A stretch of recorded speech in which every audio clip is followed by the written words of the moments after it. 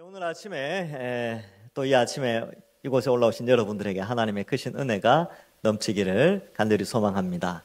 장마 중이고 무더위 중인데 희한하게 오늘은 비도 안 오고 덥지도 않습니다. 그렇죠? 하나님의 은혜로 이 맥주 감사 주일 더 감사할 수 있지 않은가 이런 생각도 해보게 됩니다. 여러분, 맥주 감사 주일은 사실 우리는 좀 잘 몰라요. 왜냐하면 우리는 보릿고개를 넘어본 적도 없고 넘어보신 분이 있다면 또 모르겠지만 또 우리는 농사도 짓지 않습니다. 그래서 과거에 우리 조상들은 이 보릿고개라는 게 있었습니다. 보리를 거두기 전까지 그 작년 가을에 거두었던 그러한 쌀들, 곡식들이 다 소진되어지기 때문에 보리를 거두기 얼마 전까지 동안에 이 보릿고개, 이 배고픔을 이겨 나가는 것이죠. 저도 이제 예전에 얼핏 기억이 납니다. 어머니한테서 들은 이야기. 이제 옛날에 어머니가 어릴 때 보릿고개라는 게 있었다. 뭐 이렇게 이야기하면서 그때가 되면 참 먹을 것이 없어서 산에 가서 이것저것 이렇게 와서 이거 먹기도 하고 뭐 그랬다는 거죠.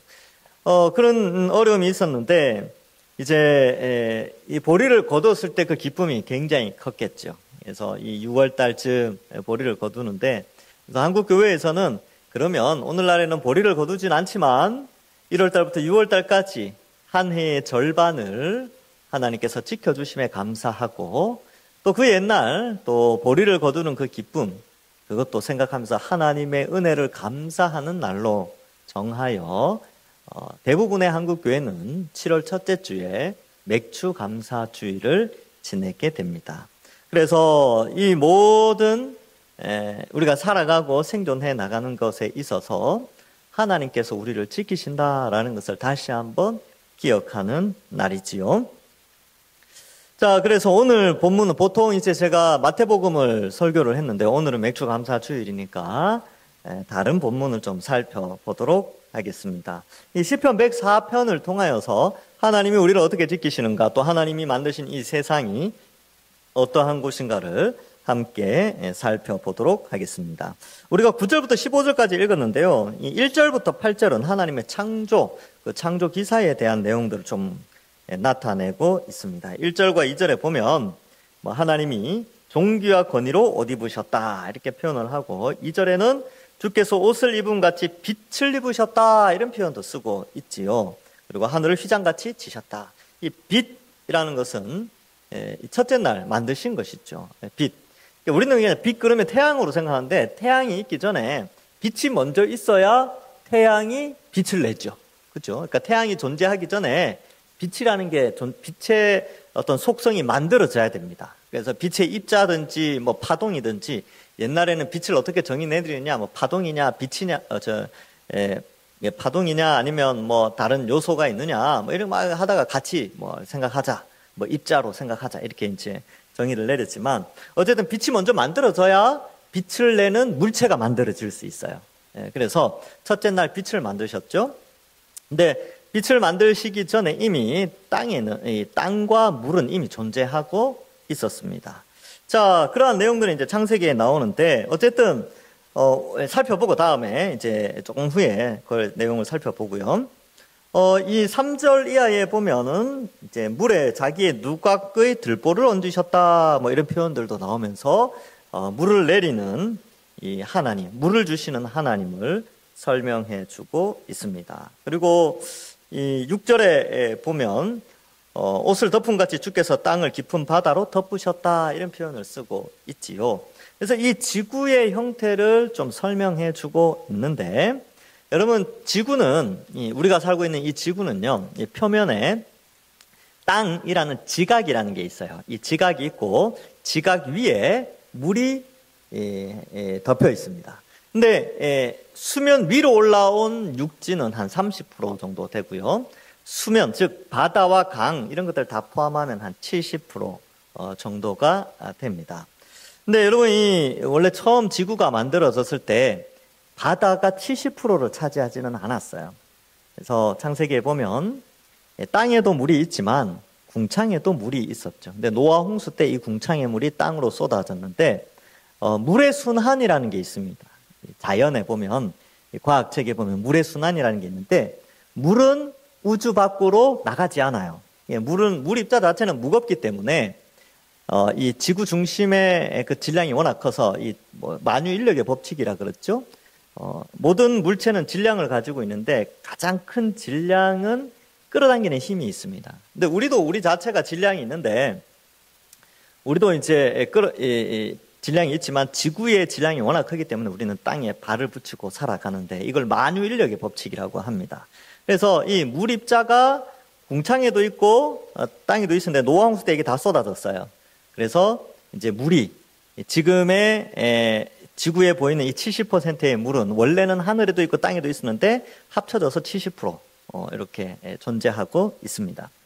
자, 그래서 물이 땅을 덮지는 않죠, 지금은. 왜냐하면 물이라는 게 지구 중심으로 끌어당기는 힘 때문에 밑으로 흘러가요, 밑으로. 그래서 산이 있고 골짜기가 있는데 물이 흘러내려가는 이유는 만유 인력의 법칙 때문에 낮은 곳으로 이동하기 때문에 그렇습니다. 그럼 사람들은 어디에 살아야 될까요? 사람들은 허파를 가지고 숨을 쉬어야 되니까 물 아래가 아닌 물 위 솟아오른 땅에서 살아가게 되는 것이죠. 자, 그러한 것들, 물과 땅을 나누셔서 적절하게 땅 위에 존재하는 생물들, 그러니까 동물과 식물들이 잘 살아갈 수 있도록 물의 경계를 하나님이 허락하시게 됩니다. 그래서 9절에 보면 주께서 물의 경계를 정하셨다 이렇게 표현하고 있죠. 옛날에는 경계가 없을 때가 있었죠. 노아 홍수 때는 물의 경계가 없었고 물이 온 땅을 다 덮었습니다. 그래서 한번 생각해 봤어요. 여러분, 물이 온 지구를 덮었어요. 근데 여러분이 지금 장마철인데 비가 많이 오고 홍수가 나면 물 색깔이 어떻습니까? 흙탕물 색이죠. 근데 그게 이제 모래 입자가 거기 다 있는 거예요. 그런데 지구는 어떻게 해요? 지구는 자전을 하잖아요. 물이 이렇게 덮고 있는데 지구가 자전을 한단 말이죠. 근데 자전을 하는데 태양 주위를 공전을 해요. 그러니까 태양을 중심으로 해서 공전하면서 자전을 하는데 그 물과 흙이 막 섞여서 지구가 이렇게 돌아가는 게 한 1년 정도 걸렸어요. 1년. 근데 여러분, 태양도 공전을 합니다. 우리 은하계의 중심을 따라서 이 태양계가 공전을 해요. 그러니까 어떻게 되냐면 태양이 엄청난 속도로 빨리 가고 있고 지구는 태양 주위를 공전하기 때문에 지구가 실제적으로 보면 어떻게 돌아가냐면 이렇게 공전하는데 나선형으로 돌아가면서 태양 주위를 돌고 태양은 쭉 직진을 하고 태양도 이제 공전을 하죠. 이렇게 하는데 어쨌든 과학적으로 보면 태양이 이렇게 쭉 가고 지구가 이 나선형으로 뱅글뱅글 돌아가는데 그 앵무조개 이런 거 보면 이제 타원형으로 돼 있죠. 그리고 달팽이 이런 거 보면 다 타원형으로 돼 있잖아요. 이제 그러한 것들을 볼 때에 좀 이제 그러한 모양으로 가죠. 그러니까 온 지구에 흙이 가득 차서 이런 회전과 이렇게 나아가는 추진력 이런 거 다 따져보면요. 땅이 어마어마하게 이상한 모양으로 변했을 거예요.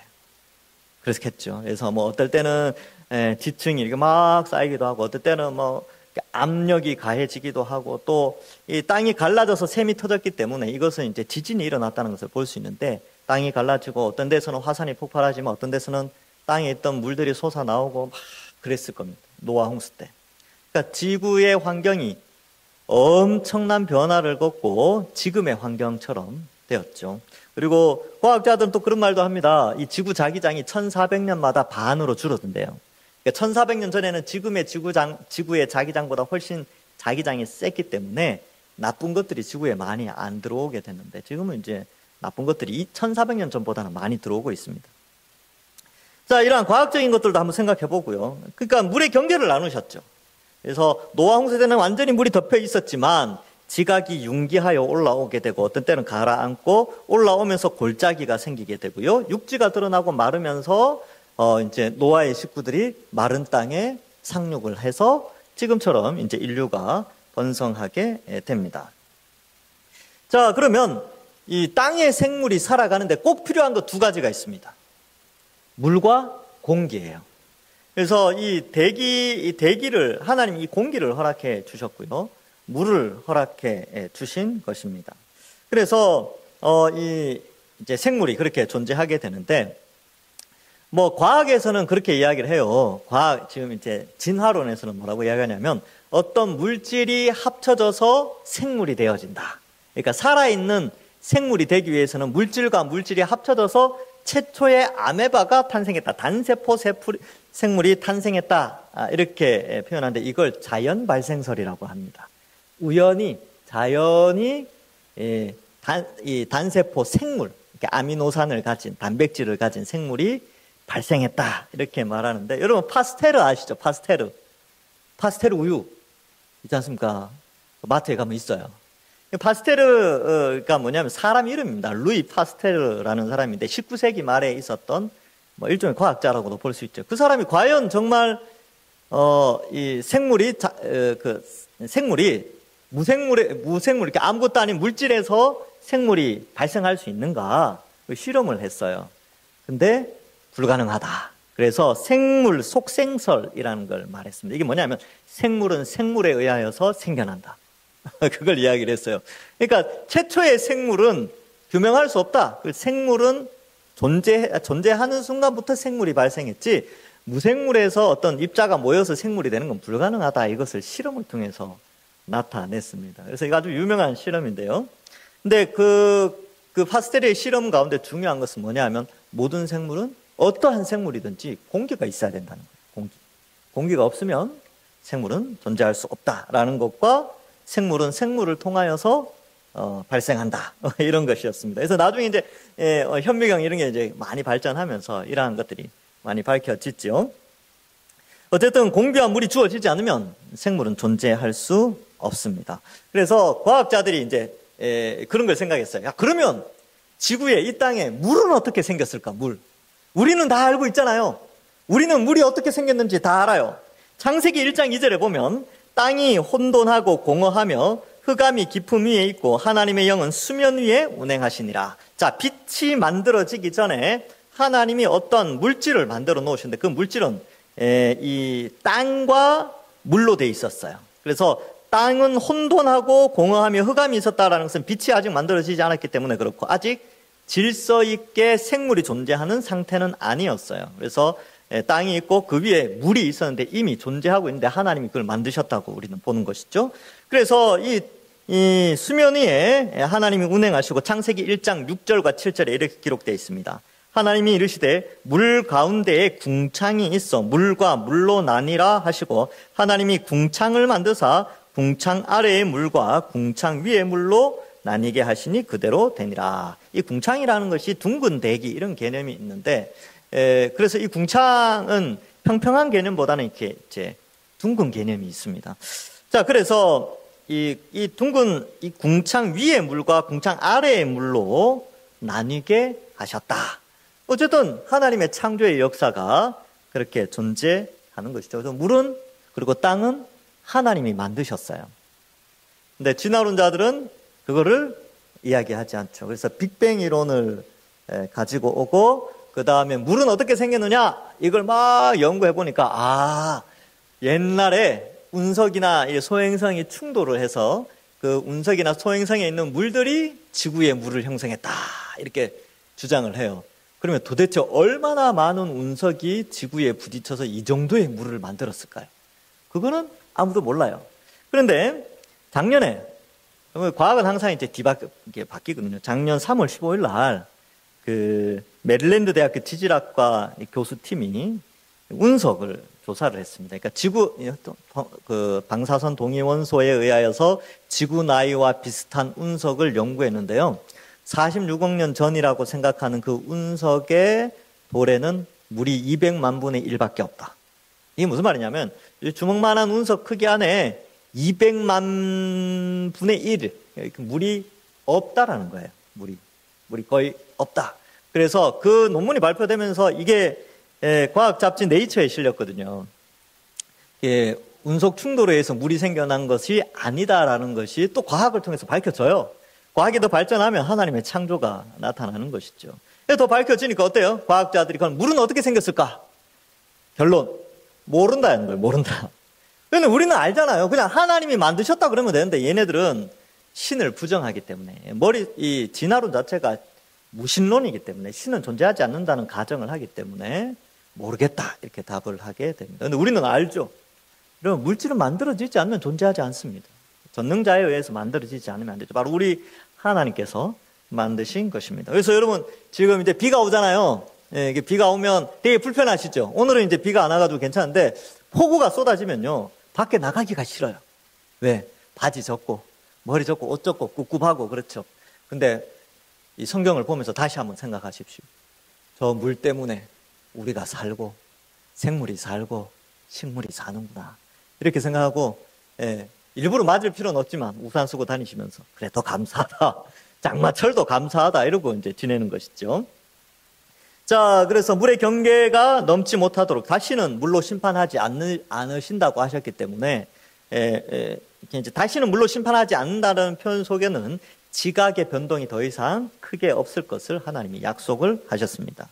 자, 10절에 보면 여호와께서 샘을 골짜기에 솟아나게 하시고 산 사이에 흐르게 하셨다 이렇게 표현하고 있습니다. 그러면 이 샘이 골짜기에서 어떻게 솟아나느냐? 지구 압력에 의해서 지하에 스며든 물이 이제 땅 속의 압력에 의해서 위로 솟아오르면서 산의 골짜기에서 샘물이 나게 되는 것이지요. 그래서 산 사이에 흘러 많은 식물들과 동물들이 자라게 하십니다. 11절에 각종 들짐승에게 마시게 하시니 들나귀들도 해갈하게 됩니다. 그래서 이 물을 하나님이 주셨고 모든 생물이 물을 가지고 살아갈 수 있도록 해 주신 것이지요. 그래서 물이 없으면 다 죽습니다. 식물도 죽고 동물도 죽고 미생물도 공기가 없고 물이 없으면 이 수분이 없으면 살아갈 수 없죠. 왜냐하면 유기물은 다 물의 성분을 가지고 있기 때문에 그렇습니다. 우리 몸의 70%는 수분이죠. 그것처럼 이 물이 공급되어져야 생명을 유지하는데 그 물을 공급하시는 분이 누구냐 하면 바로 창조주 하나님이심을 나타내고 있습니다. 그래서 이런 거 보면 참 신기해요. 그 아이들 책자에 보면 이 물에 순한 그림이 있어요. 구름에서 물이 비가 내리고 바다에 떨어진 바다에 이제 그 구름이 이제 산에서 찬 공기를 만나서 구름이 형성되고 비가 내리면 산 골짜기에 물이 쭉 내려오고 그것이 바다로 흘러가서 바다에서 태양의 열을 받아서 다시 수증기가 증발하여 구름이 생기고 또 그 구름은 또 찬대로 이동을 하니까 이렇게 쭉 이동을 하면서 또 비를 내리고 요 물의 순환입니다. 그래서 여러분 지구에 존재하는 물은요 사라지지 않아요. 사라지지 않습니다. 그 질량을 그대로 보존하고 있는 것이죠. 자, 그래서 이러한 것들을 통하여서 생물이 살아갈 수 있도록 하나님이 은혜를 내려주십니다. 여러분 육식동물, 초식동물 다 고기를 먹고 풀을 먹는다고 생각하지만 다 물을 반드시 먹어야 됩니다. 그래서 이것은 하나님께서 그것을 만드셨기 때문에 이런 자연 질서를 부여하여 생물들이 존재하게 되는 것입니다. 여러분이 그 곤충이나 미생물이나 이런 것들을 보면 얘네들이 왜 존재할까 궁금한 적 있지 않습니까? 바퀴벌레는 왜 있을까? 개미는 왜 있을까? 모기는 왜 있을까? 궁금하신 적 있지 않습니까? 여러분 그게 있어야 이 지구가 유지되고 생태계가 유지가 되어집니다. 아무리 필요 없다라고 생각하는 징그럽다고 생각하는 거미가 있어야 모기도 잡아먹고 날파리도 잡아먹어요. 날파리가 있어야 미생물이 있어야 부패가 되는 것이죠. 이게 우리가 먹다 버린 음식 쓰레기가 영원히 존재한다고 생각해 보십시오. 썩지 않고. 그러면 이 지구는 얼마나 냄새와 이상하게 하여튼 그런 게 있겠습니까? 하나님께서 다 조화롭게 동물과 식물과 미생물들까지 다 만드셨다는 것을 보여주고 있습니다. 자, 그래서 12절에 보면 공중의 새들도 그 가에 깃들이며 나뭇가지 사이에 뒤적이는도다. 새들도 물가에 있죠. 중랑천에 가보시면 원앙도 있고요. 저는 직접 본 적이 없지만 뉴스로 봤습니다. 멸종 위기 새인 원앙이 우리나라에 많은데 여기 이제 중랑천에 있어요. 그리고 이제 중랑천 지나가다 보면 아주 이렇게 멋있는 새들이 막 이렇게 있어요. 물 속에서 이제 물고기 잡아먹고 뭐 지렁이 잡아먹고 뭐 그런단 말이죠. 자, 그렇게 해서 생존하게 됩니다. 근데 이제 13절은 아주 시적인 표현이지요. 그가 그의 누각에서부터 산에 물을 부어 주시니.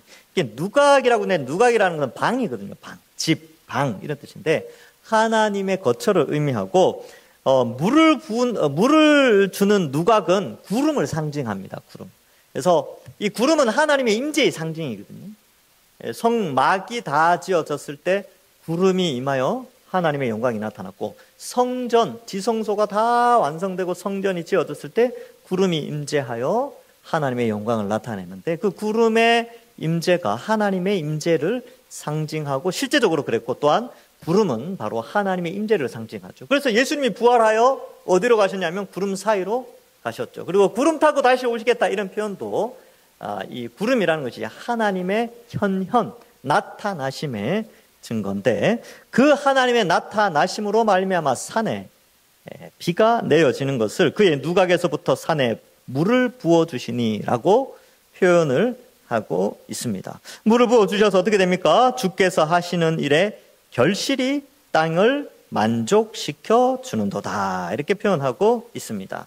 그래서 하나님이 비를 주셔서 땅이 결실을 맺죠. 근데 주께서 하시는 일의 결실, 이렇게 표현하고 있습니다. 이 결실이라는 단어는 세 가지로 번역됩니다. 첫 번째는 열매, 과일 이런 걸 결실이라고 하죠. 두 번째로는 자녀를 이야기할 때도 열매 이렇게 표현합니다. 결실. 세 번째는 업적, 어떤 일의 결과물을 열매라고 표현을 하지요. 성경에도 이 세 가지 용법이 다 쓰입니다.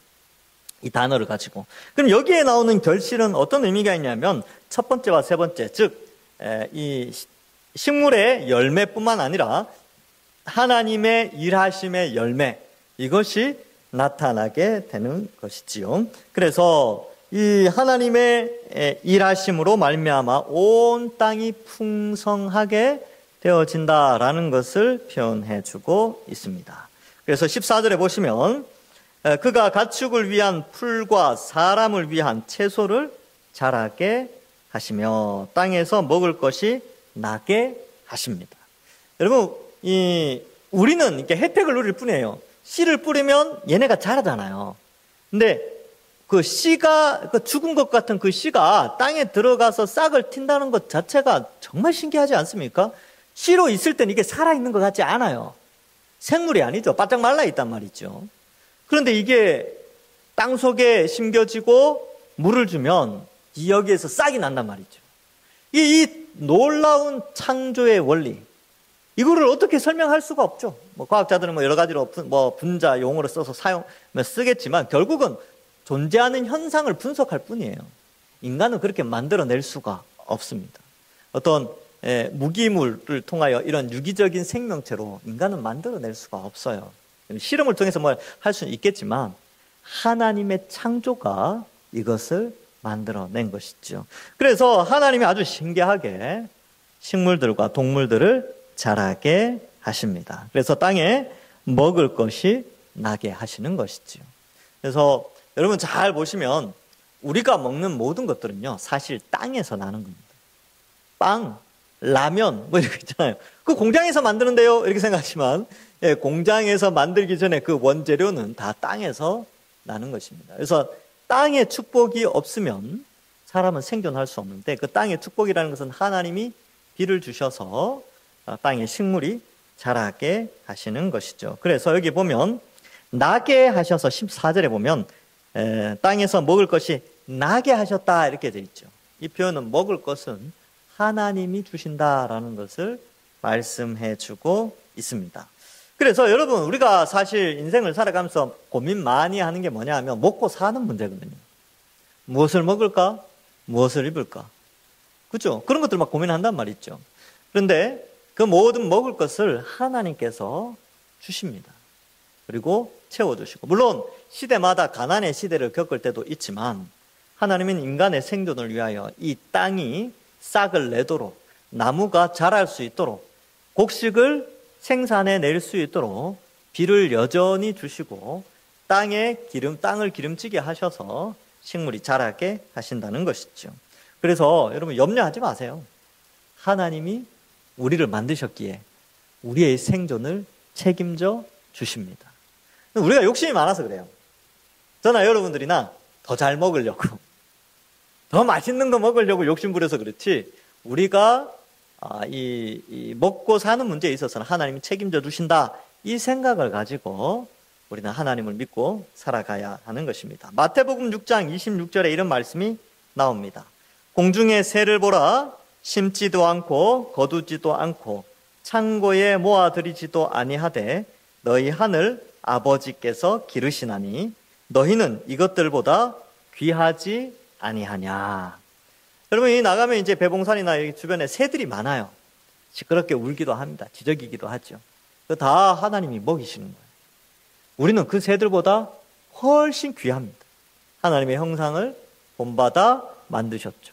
그러니까 하나님 우리 인생을 책임져 주십니다. 여러분, 자식들 걱정 많이 하시죠? 하나님이 책임져 주십니다.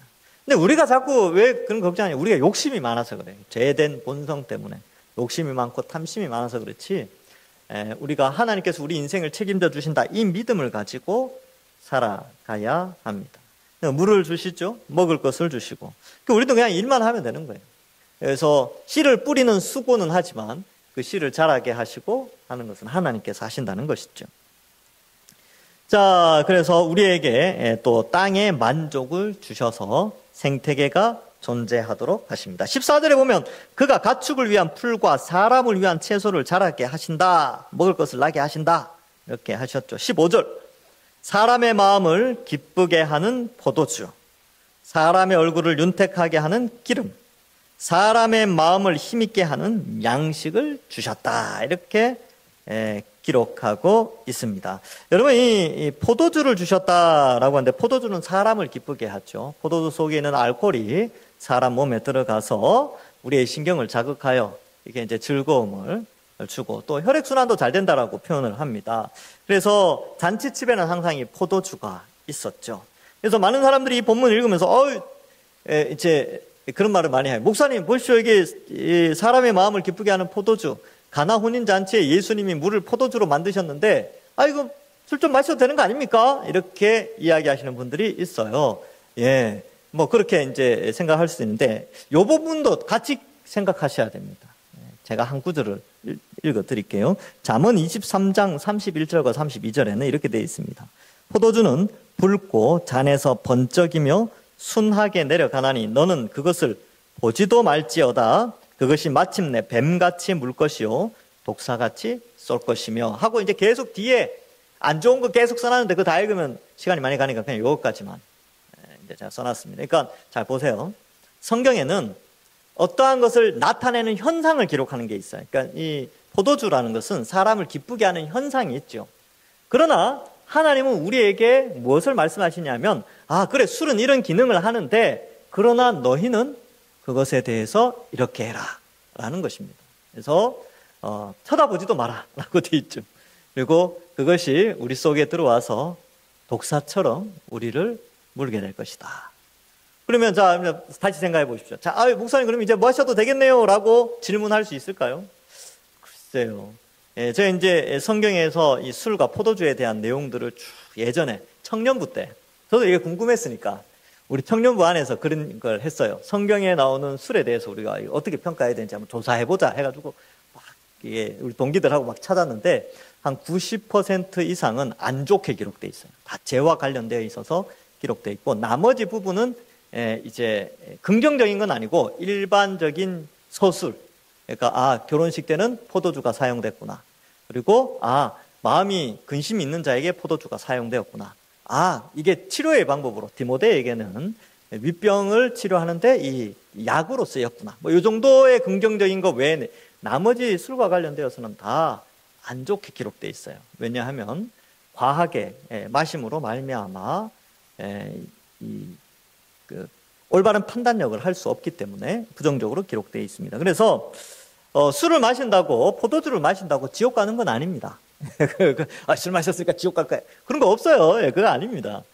그러나 하나님은 덕을 위하여, 우리가 그리스도인이니까 올바른 판단과 악한 문화의 영향을 받지 않도록 절제시키는 부분이 있다라는 것을 기억해야 하는 것이죠. 그래서 사람의 마음을 즐겁게 한다라는 것은 일반적인 설명이죠. 일반적인 것. 믿는 사람이든 믿지 않는 사람이든 이 포도주가 작용하는, 사람에게 작용하는 것을 설명하는데, 어쨌든 포도주를 만들려면요, 포도가 열매를 맺어야 포도주를 만들 수 있죠. 그래서 이런 열매 맺고 이런 것들을 말해주고요. 두 번째로 사람의 얼굴을 윤택하게 하는 기름을 하나님이 주십니다. 여기서 이제 이 기름이라는 것은 두 가지죠. 식물성 기름과 동물성 기름인데, 그 유대사 이 지역의 지중해 연안에는 올리브 나무, 즉 이렇게 올리브유가 많이 생산됐어요. 이걸 짜서 기름을 내서 먹죠. 여러분들도 많이 드실 겁니다. 올리브 기름. 그래서 이 올리브 기름은 식물성 기름이고 또 동물성 기름도 있지요. 이 노아 홍수 전에는 육식을 하지 않았습니다. 성경에 육식의 하나님이 고기를 먹어라라고 한 때가 언제냐 하면 노아 홍수 후에 지구 환경이 워낙 안 좋아졌기 때문에 인간의 생명 유지를 위하여 이 육식을 허락을 하세요. 이제 창세기 읽어보면 그렇게 돼 있습니다. 육식을 하니까 뭐 썩 안 좋은 부분도 있지만 안 좋은 부분도 발생하게 되기도 합니다. 그러나 이 동물성 기름을 통하여서 우리도 이 식물성 기름과 동물성 기름을 통하여 우리가 이 피부가 아주 매끌매끌해집니다. 콜라겐 아시죠? 콜라겐 이 기름 잘 먹으면 이제 이렇게 피부가 매끌매끌해지는데, 보통 이제 여러분들 저녁에 삼겹살 아주 많이 드시고 다음날 아침에 세수할 때 어떻습니까? 아유, 손이 막 미끄러지지 않습니까? 이렇게 하다. 아유, 뺀질뺀질해요. 예, 윤택이 납니다. 기름지게 삶을 윤택하게 하죠. 그리고 요즘은 그걸 또 약으로 먹어요. 오메가3. 그렇죠? 동물성, 식물성 오메가3. 이거 이제 공급해주고 피부를 아주 깨끗하게 해주는 그러한 기름을 우리에게 주시고요. 또 사람의 마음을 힘있게 하는 양식이라고 하는데, 이 양식이라는 단어가 레헴입니다. 레헴. 떡이라는 뜻이에요.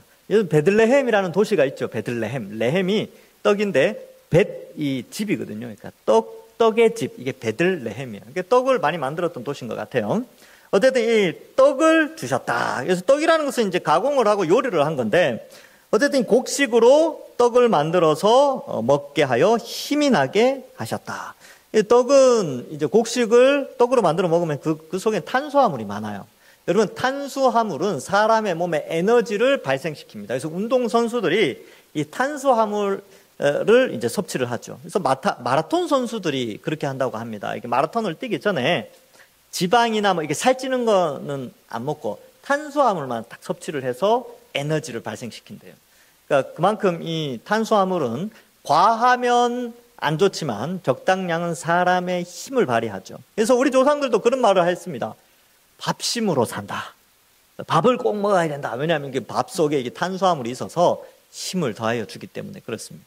그래서 이게 아침에 보면 알아요. 누가 밥 먹고 왔는지 안 먹고 왔는지. 밥을 안 먹으면 힘이 없어요. 졸리기도 하고. 그래서 이 탄수화물의 공급, 이것을 또 설명해 주는데, 이러한 것들을 통하여 하나님은 우리를 기르시고 지켜 주십니다. 여러분, 오늘 일부 예배 마치고 나가실 때 떡 받아 가십시오. 레헴, 이 떡이죠, 떡. 먹고 힘내셔서 또 하루를 즐겁게 사는 것이죠. 그리고 2부 마치시고 나서는 또 1층 식당에서 식사를 제공하니까 밥을 먹고 힘을 내는 것이죠. 근데 이 모든 것들이 바로 하나님께서 이 지구를 사랑하셔서 창조하셨을 때 보시기에 심히 좋았던 이 지구 위에 또 우리를 만드셨기 때문에 우리가 생존할 수 있도록 이런 음식을 주십니다. 말씀을 맺습니다. 여러분, 오늘은 맥주 감사 주일이지요. 보리를 거둔 것에 감사하여 그 배고픔을 이길 수 있는 그러한 은혜를 주신, 그런 곡식을 주신 것에 감사하여 하나님께 예배드리는 날입니다. 여러분, 우리가 인생을 살아가면서 때로는 배고플 때도 있겠지요. 그러나 현재 우리가 밥을 먹을 수 있는 그런 환경에 있다면 그 모든 것이 다 하나님께서 주신 것임을 알고 하나님께 감사하고 하나님께 영광 돌리며, 또한 현재에 내가 밥 먹을 수 있는 것뿐만 아니라 앞으로 5년 후, 10년 후, 20년 후에도 하나님이 나를 먹이시고 기르신다는 사실을 알고 믿으며 감사하시고요. 또 장마철 비가 오면 우리 마음이 우울하기도 하고 또 답답하기도 하고 불편하기도 합니다.